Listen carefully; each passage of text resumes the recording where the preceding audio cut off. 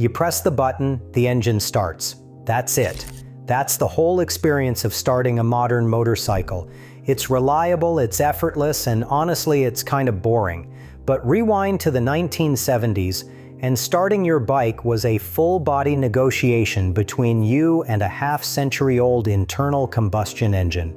You had to feel the compression stroke through the sole of your boot, find the sweet spot just past top dead center, and deliver one committed kick with everything you had.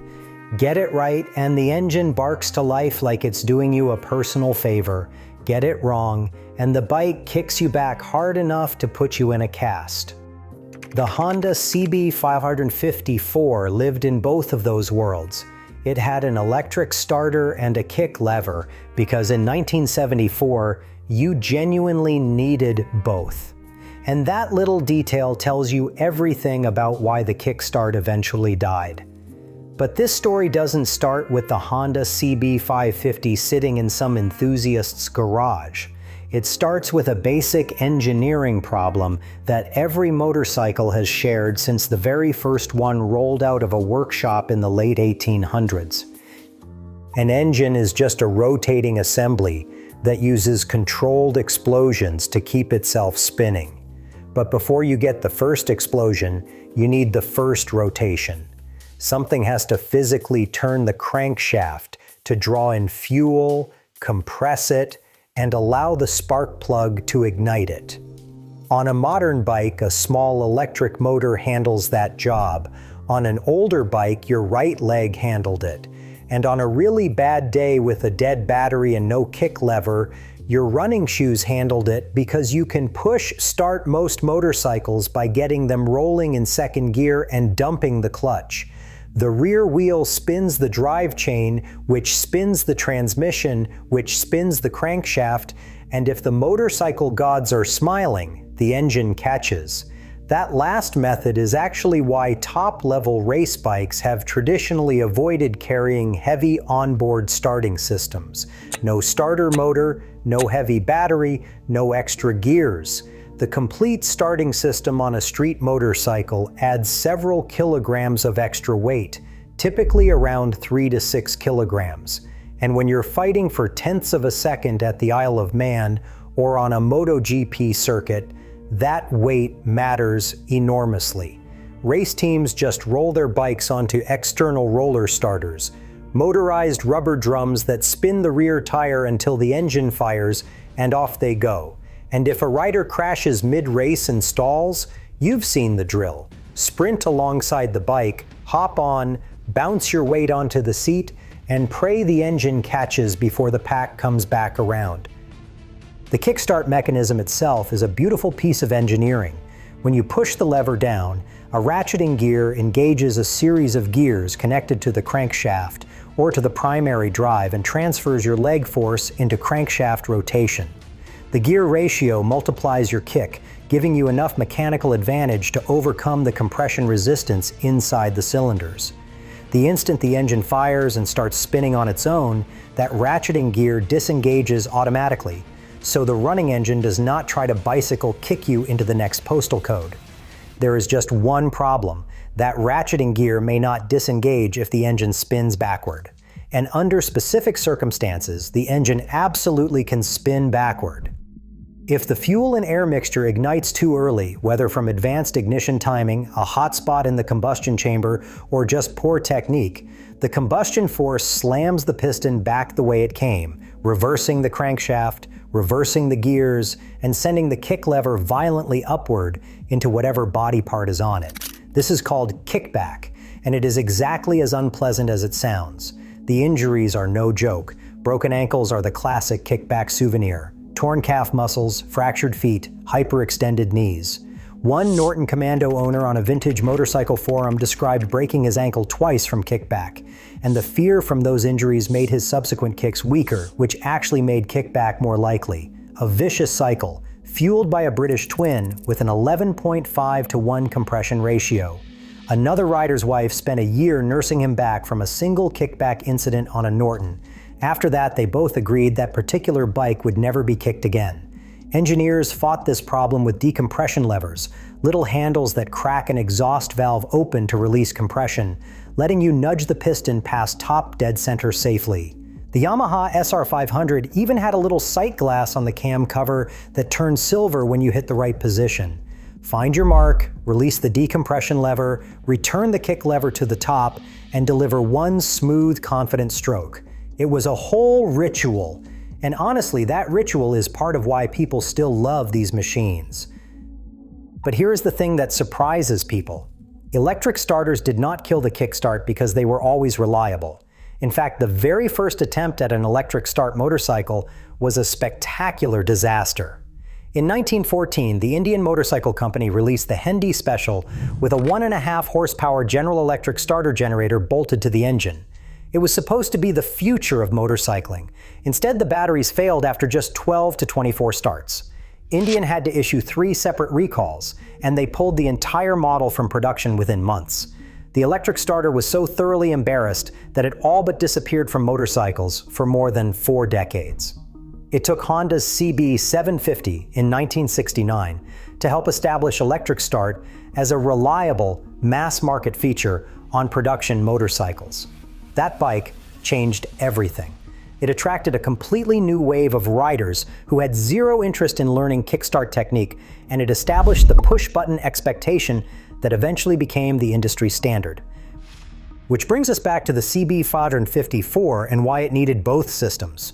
The CB550 ran a 544 cubic centimeter inline 4 with a single overhead cam, 8 valves, 4 tiny Keihin carburetors, and around 50 horsepower. Motorcycle Classics called it one of the finest balanced middleweights of its era, and its predecessor, the CB500 Four, had won the 1973 Isle of Man TT production race with Bill Smith at the controls, beating 2-stroke Suzukis on the world's most demanding road course. The CB550 was a legitimately great motorcycle, but its charging system was, to put it charitably, not great. The stator output was roughly 200 watts at cruising revolutions per minute, which was barely enough to keep the 12-volt battery topped off in ideal conditions. At idle, the voltage could sag below what a healthy battery needs to charge. The Common Motor Collective described these vintage Honda charging systems as drastically under-engineered and barely adequate. So if you spent a lot of time in city traffic at low revolutions per minute, your battery was slowly dying. And when it finally gave up, that kick lever on the right side of the engine was not a backup plan. It was the plan. If you're enjoying this deep dive into motorcycle engineering, subscribing is the best way to see more of these. We break down the machines and the history behind them every week. While all of this was happening with the CB550 in the mid-1970s, the 5 forces that would eventually eliminate the Kickstart were already gathering momentum in research labs and engineering departments around the world. The first and most lethal was fuel injection. Modern fuel injection systems require a fuel pump, electronic injectors, and an engine control unit. They all need roughly 9 volts to function. A Kickstart can spin the engine, but it cannot generate enough sustained electrical power to boot up a modern fuel injection system. With a dead battery on a fuel-injected motorcycle, kicking the lever usually will not accomplish anything, because the engine control unit and the fuel pump both need a minimum voltage to operate. When emissions regulations in India and Europe mandated fuel injection for environmental compliance, the Kickstart became physically incompatible with the engines it was designed to turn over. The second force was the miniaturization of electric starter motors. Modern starters use permanent magnet motors with planetary gear reduction that deliver massive cranking torque from packages weighing just 1 to 2.5 kilograms. The old Bendix inertia drives were replaced by Sprag clutch mechanisms, tiny asymmetric rollers that engage in one direction and freewheel in the other, making the whole starting process seamless and nearly silent. Third, charging systems caught up with electrical demand. That roughly 200-watt stator on the CB550 was the painful middle of an evolution, and it would eventually produce sport touring bikes with 400 to 700 watts of generating capacity. Modern motorcycles can charge their batteries at idle while running heated grips, GPS units, and phone chargers simultaneously. The dead battery that once made Kickstarts essential became increasingly rare. Fourth, battery technology underwent a quiet revolution. Traditional lead-acid motorcycle batteries weighed 5 to 11 kilograms and lost about 1% of their charge per day just sitting there.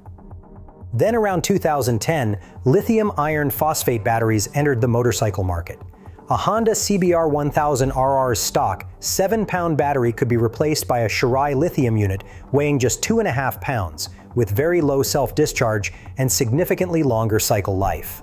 Dead batteries went from a regular inconvenience to a genuine rarity, and the fifth force was simply consumer expectations. By the mid-1980s, the riding public expected push-button starting. Manufacturers realized they could save production cost and assembly time by deleting the kickstart mechanism entirely. One by one, they did exactly that. Honda's CB550 dropped its kick lever around 1979. The last factory kick-started Harley-Davidsons rolled off the line in the mid-1980s. Kawasaki, Suzuki, and BMW followed. The most remarkable holdout was the Yamaha SR400, a single-cylinder thumper that Yamaha produced for 43 consecutive years with kickstart-only operation and no electric starter whatsoever. It got fuel injection in 2010 to meet emission standards, but it never received a starter button. When Yamaha finally discontinued the SR400 in 2021, it marked the effective end of an era. It was one of the last mass-produced kickstart-only street motorcycles from a major manufacturer, and then it was gone. Today, the kickstart survives in a handful of places. Some KTM Enduro models still accept kickstart kits from the factory parts catalog, because adventure riders in the remote backcountry have a legitimate fear of dead batteries far from civilization. A few small displacement commuter bikes in developing markets still carry kick levers, and the vintage motorcycle community keeps the ritual alive every weekend in garages and at bike meets around the world. The cafe racer revival during the years 2010 through 2019 turned the Honda CB series into a cultural phenomenon that nobody at Honda's factory in Hamamatsu could have predicted. Deus Ex Machina in Sydney, Bike XF, Instagram builders, and YouTube restoration channels transformed aging Japanese standards into objects of genuine desire. The CB550 became the darling of the movement, praised as the perfect canvas for a cafe racer build.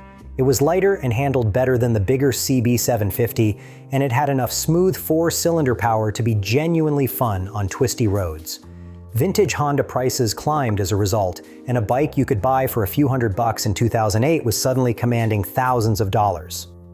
Part of the appeal, whether builders admit it or not, is that kick lever, the physical connection between boot and crankshaft, the feel of the compression stroke resisting your foot, the understanding, built through repetition and occasionally through failure, of exactly how your motorcycle works at a mechanical level.